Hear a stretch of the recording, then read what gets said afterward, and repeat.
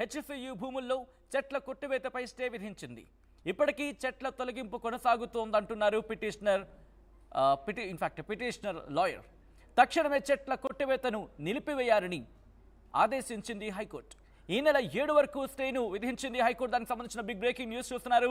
Hyderabad central యూనివర్సిటీకి సంబంధించి 400 ఎకరాల భూమి అంశం ప్రస్తుతం తెలంగాణ వ్యాప్తంగా ప్రస్తుతం పెద్ద ఎత్తున చర్చ జరుగుతోంది. మరి ముఖ్యంగా అక్కడ నిరసనలు జరుగుతున్నాయి. విద్యార్థులు ఆందోళనలో పాల్గొంటున్నారు. ఎక్కడ కూడా 400 ఎకరాలను ప్రభుత్వానికి వెళ్ళనివ్వం, అక్కడ చెట్ల నరికివేతను ముందుకు సాగనివ్వమంటూ వాళ్ళు అక్కడ బైఠాయించిన పరిస్థితి. నేపథ్యంలో హైకోర్టుని ఆశ్రయించడం జరిగింది. విచారణ వాయిదా వేస్తుంది హైకోర్టు. కౌంటర్ దాఖలు చేయాలంటూ ప్రభుత్వానికి నోటీసులు ఇచ్చింది. ఈ నెల 7 వరకు విచారణ వాయిదా వేస్తుంది హైకోర్టు. ఈ నేపథ్యంలో ప్రస్తుతం ఎటువంటి వాదనలు జరిగాయి, అక్కడ ఎటువంటి పరిస్థితి ఉంది తెలుసుకునే ప్రయత్నం చేద్దాం. హైదరాబాద్ సెంట్రల్ యూనివర్సిటీ నుంచి మా ప్రతినిధి మధు అప్డేట్స్ అందించేందుకు సిద్ధంగా ఉన్నారు. మధు, ప్రస్తుతం అక్కడ ఎటువంటి వాతావరణం కనిపిస్తోంది హైకోర్టు స్టే విధించిన తర్వాత? ఎగ్జాక్ట్లీ 400 ఎకరాల్లో కాస్త అక్కడ మొత్తం క్లీనింగ్ జరుగుతూ ఉంది. అక్కడ ఉన్నటువంటి చెట్లను తొలగిస్తున్నారు. దానివల్ల అనేక పక్షులు, జంతువులకు ఇబ్బంది కలుగుతూ ఉంది. వన్యప్రాణి తర్వాత వనరక్షణ చేపట్టాలి అనేటువంటి డిమాండ్తో హెచ్సియు విద్యార్థులు, వారితో పాటు వటా ఫౌండేషన్ వీరిద్దరు కూడా హైకోర్టును ఆశ్రయించారు దీనికి సంబంధించిన విషయంలో. సో హైకోర్టు విచారణకు స్వీకరించింది. వాళ్ళు ఇచ్చినటువంటి ఆ పిల్లి పైన కీలక నిర్ణయం వెలువడించింది. దాంట్లో అంటే ప్రభుత్వానికి వారం రోజుల గడువిస్తూ వారం రోజుల్లో ప్రభుత్వం తరఫున కౌంటర్ అఫిడవిట్ దాఖలు చేయాలి అనేటువంటిది హైకోర్టు తీర్పునిచ్చింది. దాంతోపాటు 7వ తారీఖు వరకు అవకాశం ఇచ్చి 7వ తారీఖు లోపల అప్పటి వరకు ఎలాంటి చెట్ల నరికివేత కానీ, అక్కడ పనులు చెద్దును చేయడం కానీ, అక్కడ జరిగేటువంటి పనులను 400 ఎకరాల్లో జరుగుతున్న పనులను వెంటనే నిలిపివేయాలనేటువంటి తీర్పుని హైకోర్టు ఇచ్చింది. సో మొత్తానికి కాస్త చర్చ జరుగుతూ ఉంది.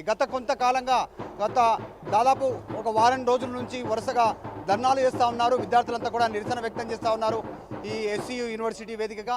ఈ విషయం ఇక్కడికి పరిమితం కాలేదు, పెద్ద ఎత్తున చర్చ సాగుతూ ఉంది. కొద్దిసేపటి క్రితం సెక్రటరియట్ ముట్టడికి విద్యార్థి సంఘాలు పిలుపునిచ్చాయి. ఉదయం బీజేవైఎం ధర్నాలు చేస్తూ ఉంది. ఈరోజు సాయంత్రం కూడా బీజేవైఎం ఆధ్వర్యంలో పెద్ద ఎత్తున ర్యాలీ కార్యక్రమం ఉంది. సుప్రీంకోర్టులో దీనికి సంబంధించి బిల్లు వేశారు. ఇది పర్యావరణాన్ని రక్షించాలి అనేటువంటి ఒక డిమాండ్తో సో విద్యార్థులు ఇంకా ధర్నా చేస్తూ ఉన్నటువంటి సిచ్యువేషన్ ఉంది. మాట్లాడించే ప్రయత్నం చేద్దాం విద్యార్థులంతా కూడా. బీజేవైఎం సంబంధించినటువంటి నాయకులు మహేష్ ఉన్నారు, మాట్లాడదాం. అసలు ఏంటి, ఆల్రెడీ 7th వరకు స్టే ఇచ్చింది. అప్పటి వరకు అక్కడ జరుగుతున్న పనులను ఆపివేయాలనేటువంటిది స్టేలో ఇచ్చినటువంటి ప్రధానమైనటువంటి న్యూస్. అసలు ఏం జరుగుతుంది, మొత్తం ఏం చేయబోతాం? యూనివర్సిటీ స్థలంను, ఈ రూపంలో చెట్లను, పుట్లను, అడవిని, జంగల్ను మొత్తం కూడా డిస్ట్రాయ్ చేసి పెట్టి ఒక కాంక్రీట్ విలేజ్గా మార్చే ప్రయత్నం ఈ ప్రభుత్వం చేసింది. With the help of police ఫోర్స్ను పెట్టుకొని ఒక గూండా రాజ్ చెలాయిస్తూ పుష్పాస్పి సినిమాను తలపించే విధంగా మొత్తం రాత్రిపూట బుల్డోజర్లు వచ్చేసి వీకెండ్ డేస్లలో మొత్తం కూడా దాన్ని డిస్ట్రాయ్ చేసి దీన్ని తీవ్రంగా ఖండిస్తూ ఉన్నాం.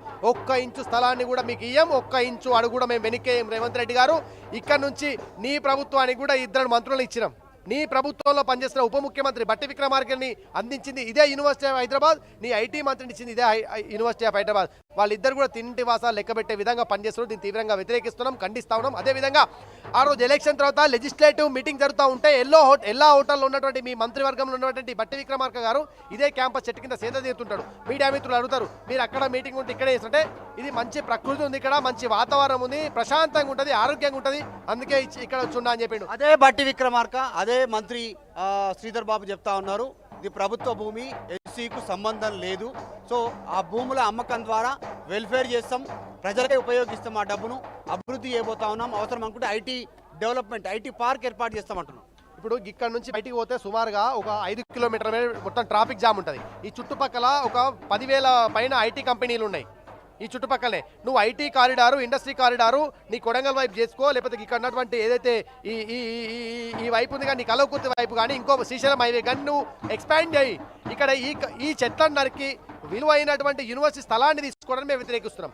నువ్వు ఇంకో ఇప్పుడు 800 ఎకరాలను నువ్వు వెంచర్ చేయడానికి కోసం టీజేఐసీకి అప్పయిపోయావు. 400 ఎకరాలు యూనివర్సిటీ, 400 ఎకరాలు ఆ ఊరి పేరు ఏదో ఉంది ఇక్కడ హైదరాబాద్లో, ఆ ఊరిది పెట్టావు. అక్కడ గొడవ ఏం చేయట్లేదు కదా, ఎందుకంటే అక్కడ లోకల్ ఉద్యోగాలు వస్తాయి, ఇంకోటి అవుతుంది. ఇక్కడ ఆల్రెడీ సాచురేట్ అయిపోయింది, ఇక్కడ ఎంప్లాయ్మెంట్ కావచ్చు, ఇంకోటి పెరిగిపోయింది. నువ్వు ఇక్కడ దీన్ని నరకడానికి మేము వ్యతిరేకిస్తున్నాం. తర్వాత ఆల్రెడీ పనులు స్టార్ట్ అయినాయి.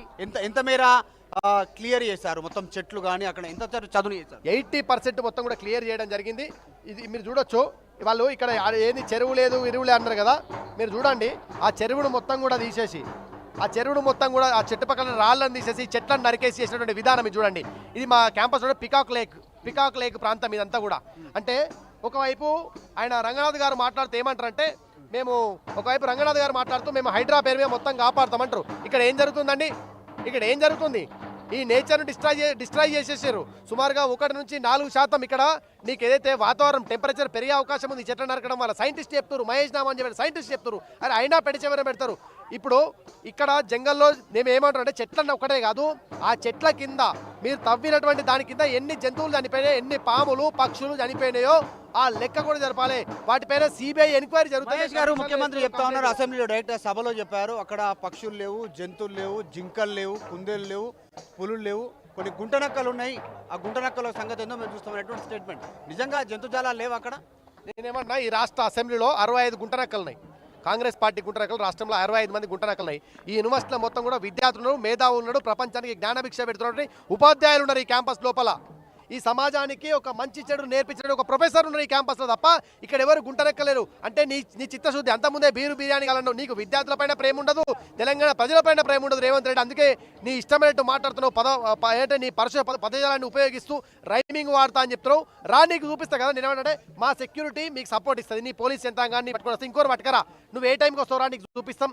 నెమళ్ళు చూపిస్తాం, జింకలు చూపిస్తాం, కుందేలు చూపిస్తాం, అన్ని చూపిస్తాం. ఇవన్నింటిని వదిలిపెట్టి 1974లో యూనివర్సిటీ స్థలం ఇచ్చిన తర్వాత ఈ యూనివర్సిటీ కడుతున్న సమయంలో అనేక మంది సింహాలు పులులు కూడా వస్తున్నాయని చెప్పేసి 84లో ఒక కేజ్ను తయారు చేశారు. కేజ్ వాటిని బంధించడం కోసం, ఏమైనా వస్తే పట్టుకోవడం కోసం. అది కూడా యూనివర్సిటీలో ఇప్పటికే మా హాస్టల్ ముందు ఉంది. అది ఎప్పుడైనా వచ్చి చూసుకోండి, మీకు వెళ్తాయి. అంతేందుకన్నా మీడియాకు ఒక్క రోజు తిరగడానికి పర్మిషన్ ఇవ్వమని చెప్పండి.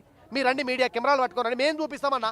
అరే విద్యార్థులు ఇవి జరిగినాయి ఇక్కడ అని చెప్పేసి విజువల్ చూపిస్తే కూడా వాళ్ళు అరెస్ట్ పెడతారు. ఇక్కడ ఏమంటారంటే ఒక ఇద్దరు విద్యార్థులు పిహెచ్డీస్ కాలను, పీడిఎఫ్ కాలను, ఒక ఎస్సీ ఒక బీసీని అరెస్ట్ చేసి ఏమంటారంటే వాళ్ళ దగ్గర డెడ్లీ వెపన్స్ ఉన్నాయని చెప్తారు. విద్యార్థులు మేధావులు వాళ్ళ దగ్గర ఈ ప్రచురణ ఇంటర్నేషనల్ జర్నల్స్ తప్ప ఎవరి దగ్గర వెపన్స్ ఉండవు. డెడ్లీ వెపన్స్ పట్టుకొని తిరుగుతాం మేము. అరే మేము ఏమంతా నీలక గుండాలమా? మా అక్కడ పాన్ పరాకులు వేసుకుంది. ఏం చేయబోతా ఉన్నారు? ఇప్పుడు ప్రభుత్వము కీలక నిర్ణయం తీసుకుంది, ఖచ్చితంగా దాన్ని డెవలప్మెంట్ చేసే తీరుతామనేటువంటి ఒక కృత నిశ్చయంతో ఉంది. అది గవర్నమెంట్ భూమి, దీనికి ఆల్రెడీ ప్రత్యామ్నాయం కేటాయించాము 390 ఎకరాలకు పైగా అనేటువంటి స్టేట్మెంట్ చేస్తాం. చివరికి ఏం చేయబోతా ఉన్నారు?